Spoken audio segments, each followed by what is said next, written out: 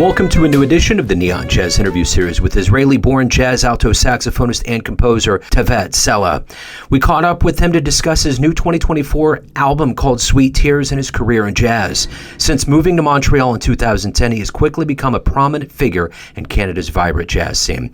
His first 7 albums have received rave reviews. This newest album is a deeply personal and emotional album, one that aims straight for the heart. For over 2 decades, he has performed at countless international jazz festivals and venues and was nominated for prestigious awards. We get into all of this and more. Enjoy. Hey, it's great to meet you. Thank you for taking a minute out. I appreciate it. Appreciating you having me. Absolutely. So before we get into your album, Sweet Tears, I want to know, first and foremost, 4 years ago, this whole pandemic really kind of threw a monkey wrench into everybody's world. We're trying to figure out how long it was going to last, the ramifications, and now that we're out of it, so to speak, how did you survive that time period as an artist, and how much was this album influenced by that COVID period? This is a very pertinent question, very relevant question, actually. And it was a hard time. And but as artists, sometimes we need some time to rest, and we don't really get that when we are touring all the time. So, sometimes we don't even have holidays or weekends, or, a lot of shows are on the weekend. So it I feel it forced a sabbatical on all musicians, a long one. And actually, one of the songs I wrote in Sweet Tears, many of them were written in this period, and you're hitting it on the head. So one of them that is called Shabbaton is the Hebrew word for sabbatical. So yes, this period has actually helped me to create this album.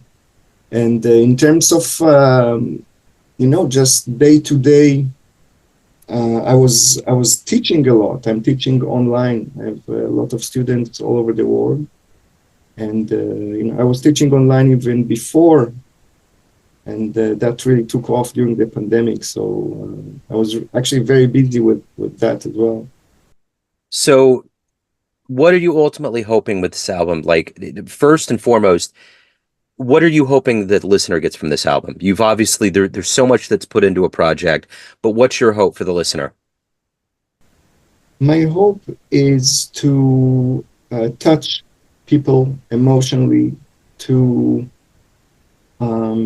let them feel, hopefully they will permit themselves to be taken by this music, jazz, just music played live by real people, which tends to become a rare thing nowadays, especially with AI and everything that goes. There are no filters. It's just a few people playing. There's no in this album. There are no editing. There's no editing, and the songs are very melody oriented. So I'm really hoping that people can relate to it, that it can touch them emotionally, that they can hum the melodies and take them with them, and make them feel good, make them feel alive and not numb. Yeah. So take me back to the beginning of this journey into music, and more specifically jazz. Where were you born and raised, and how did these seeds and how did this grow into your life? I was born and raised in Tel Aviv, Israel.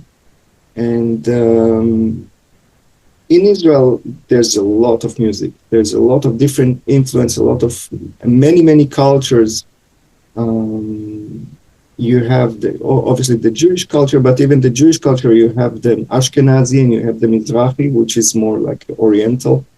And you have Arab music. You have many people from Russia, from Ethiopia, from all over the world, really. And you hear that everywhere. This melting pot that I grew up in, I think shaped my musical personality and style. I always loved, jazz and funk and R&B, everything that is rooted from the blues. So that touched me always initially. But all the other things, the klezmer, the Arab ornaments that you find in music from Egypt that we were listening to, or elsewhere, it all came together and created what I think I am today. So who were early influences? Who really was kind of an influence on the way that you approached your music, and that's kind of reverberated in your approach? When I was young, I really was drawn to the ECM, the 70s ECM period, with a lot of Keith Jarrett and Jan Garbarek and people like that, and other releases and other albums of that period. The list of saxophone players that I studied and listened to is endless, from Jackie McLean to Art Pepper, David Sanborn, Michael Brecker, obviously, Dexter Gordon, all the greats, it goes forever. But that special European flavor, or actually with Jan Garbarek, there was even something else that was, again, a bit oriental, like he worked a lot with Indian musicians. So that extra flavor. Also, Charlie Mariano, I don't know if you're familiar with him. Yeah. A great American player that moved to Germany, but he also lived in India for a few years, and was really into world music. He's a big influence as well. What was the first live jazz show you saw that blew you away? Wow. Well, when I was very, very young, my mom used to take me to, there were some series of jazz in the city. Some of them were, free concerts, outdoor concerts. So I remember seeing some of those that were terrific, that made a big impact on me. I had so much fun, so much enjoyment and thrill to see that. I don't remember who the artists were even. I was so young. Yeah.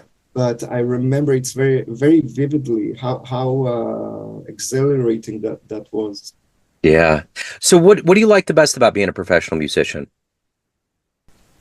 Well, I think for every artist, it's just fun to do what you want to do, to play music for people. I can't imagine a better thing to do.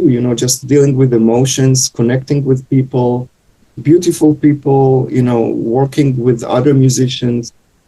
Everyone is so sensitive, and it's just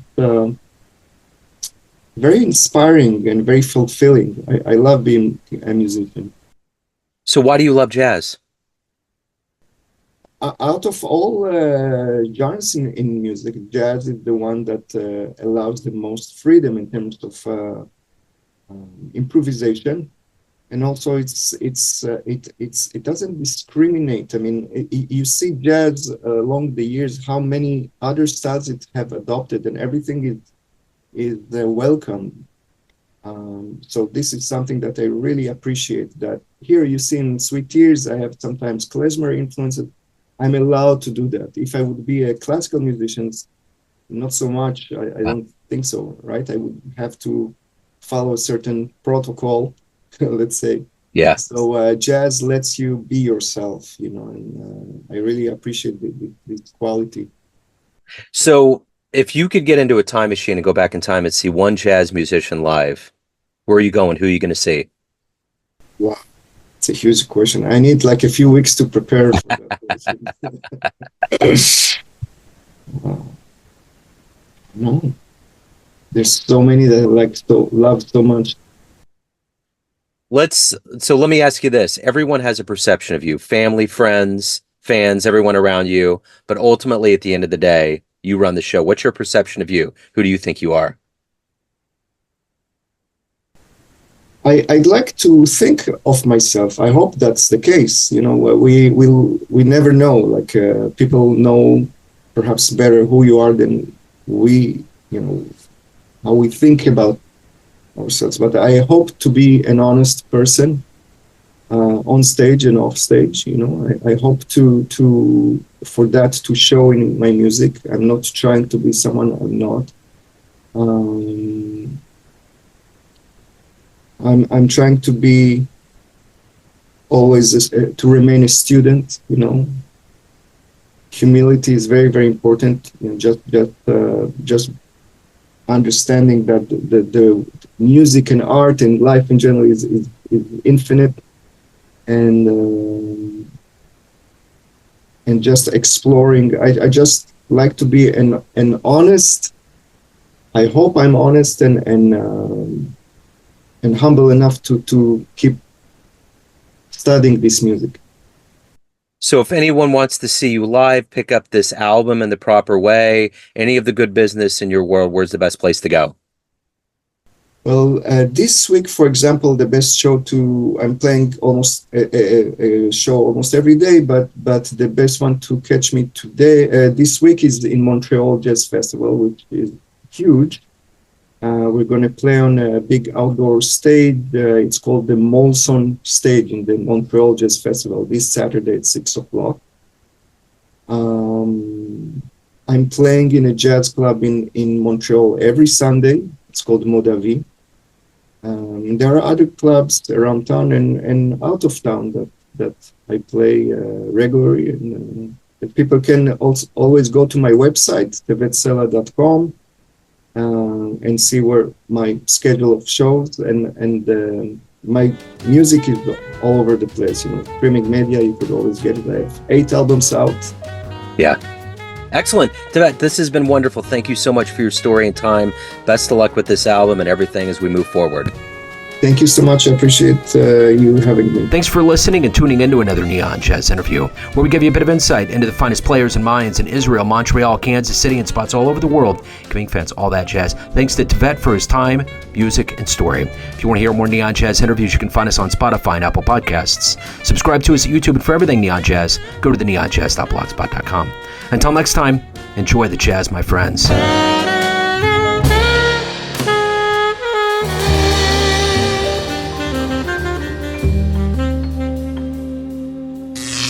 Neon Jazz.